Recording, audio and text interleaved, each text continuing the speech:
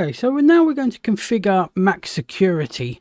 We've already gone through a brief bit of theory on what it's used for, and what we're going to do now, we're going to actually set it up. Now, the Mac security works on the data center switches, so the QFX switches, it works on the EX series switches, and it works on the MX series routers as well. However, in a virtualized environment, they doesn't work. The options on the QFX switches is not actually there.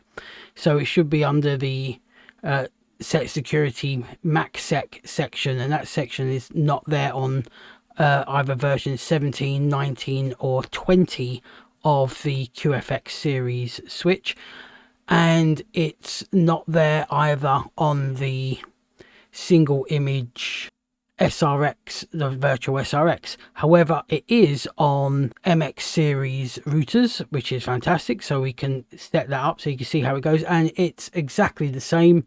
The configuration of doing it is identical from the MX series routers or the QFX series switches.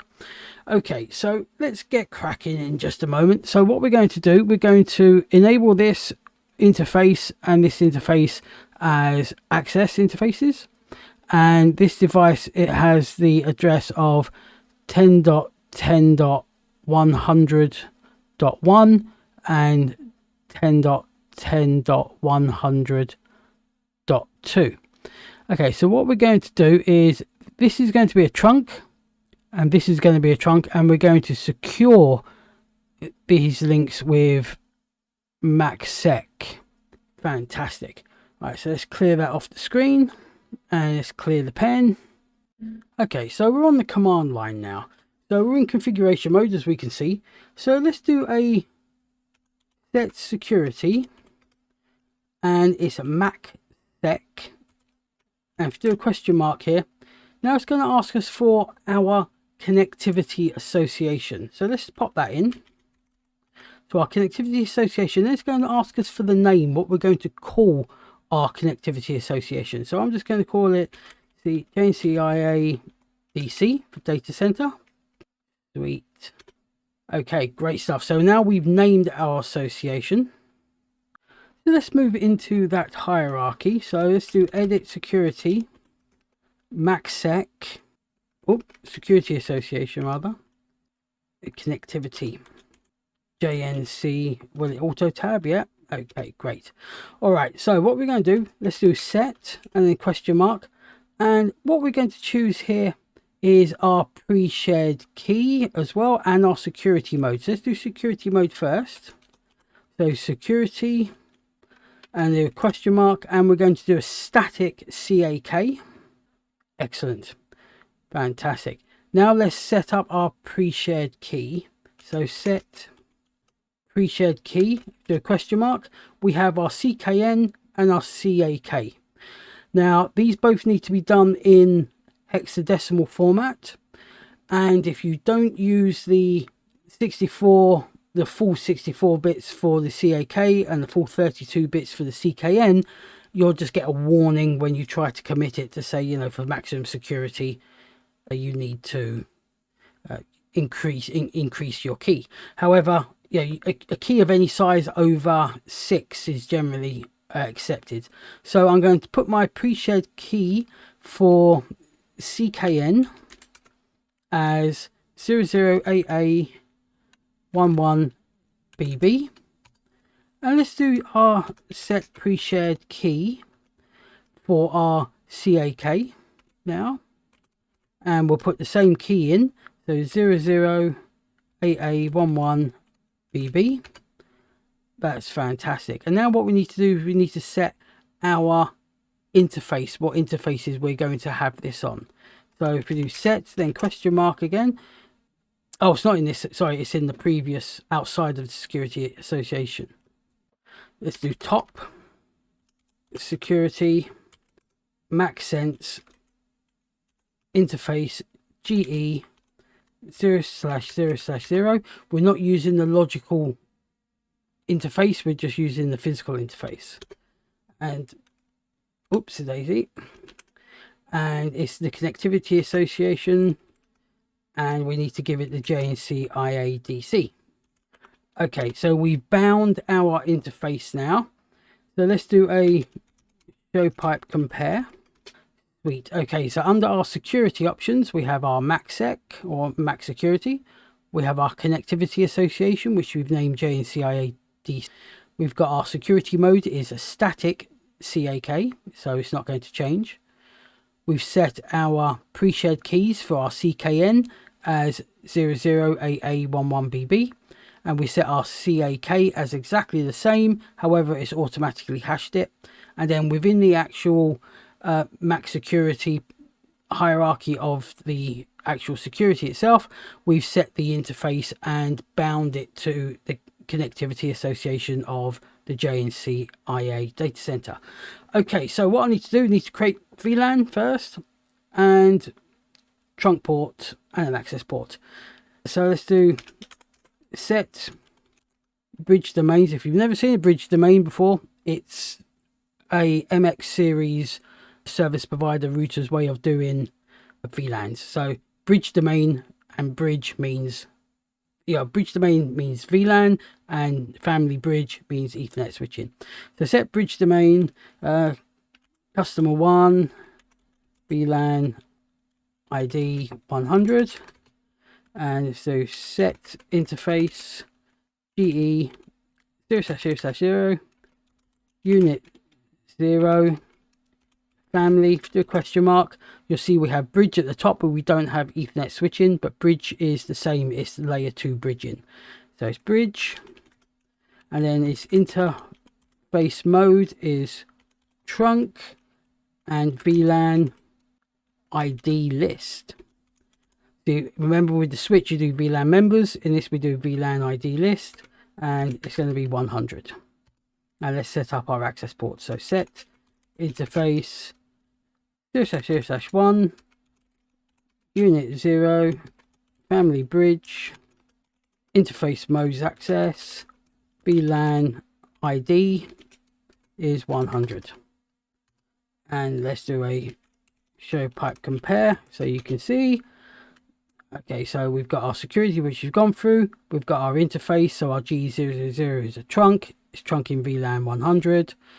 GE001 is an access port, it's tagging VLAN 100, and we have our bridge domain or our VLAN as customer 1 VLAN 100. Let's commit this and let's check it first, make sure everything's working hunky-dory.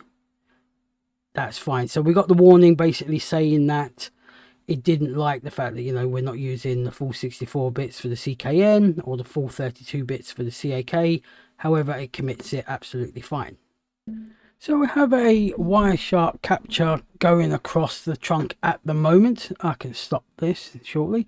And as we can see, we have 6F and 7.1. So these are our two interfaces, one on either side of the link. And as we can see, we have 802.1x authentication because MACsec is part of the 802.1x suite. And we can see here that we have our MACsec key. So our Mac security is working absolutely fine and dandy. Let's have a look and see if we can ping across.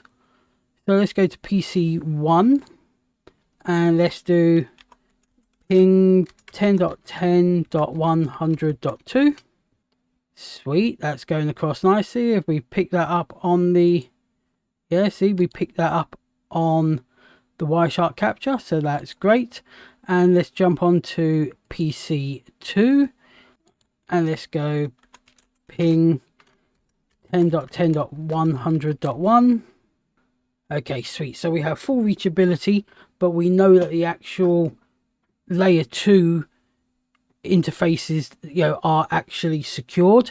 So let's have a quick look on PC2 and let's do a run show security MACsec, and let's do, you can do connections or statistics. Let's do connections. Okay, see, as we can see here, we have the interface there, that is under the MACsec connections. We have the association name. We have the cipher that it's using. It's automatically put a AES 128-bit encryption on. We can see that encryption is currently on the interface as well. Fantastic. Now let's have a look at the statistics. Oopsie daisy. Okay, so because we've only been sending ping traffic through, which is not layer 2, it's not showing anything up. However, if we was doing, so if we had a whole topology up and we had VLANs all over the place, these would start to be populated. But these are the things that Juniper want you to know for MAC security. They want you to know how to set up the connectivity association, the name you give it, your pre-shared key for your CKN and your CAK. They want you to know only how to do it as a static connectivity, and they want you to know how to have a look at the connections and the statistics so you can see that it's actually working. And of course, we've done our Wireshark capture and seen that we have MAC security running across the trunk. Fantastic. It is quite a shame really that their virtualized environment for their QFX switches won't allow this to work. If we was to go, let's say, on spine 2 for argument's sake, and let's just make that bigger, and let's go Juniper, and let's clear CLI configuration mode, and if we do set security and do a question mark, you'll see there is actually no MACsec there. And I've tested this on 3 different versions of the QFX, on the virtual QFX. It's just something they haven't included within it. However, we managed to get around that by doing it on the VMX image, and the configuration is identical. It's exactly the same. Obviously, what I've done for the interface mode trunk, setting it as a bridge instead of family Ethernet, that's not part of MACsec, but you got to see it anyway, so that was fine. So the configuration is exactly the same. I say it's just a limitation of the virtualized platform. And I was also on their Juniper VLabs on their data center topology, where they use, I think, version 20.1 of the QFXs, and the option still wasn't there either. So if you want to practice MACsec, you're going to have to practice it on the on the VMX routers. But again, the configuration is identical. So we've seen it up and running, so all's gravy. All right, lovely. I look forward to seeing you in the next video.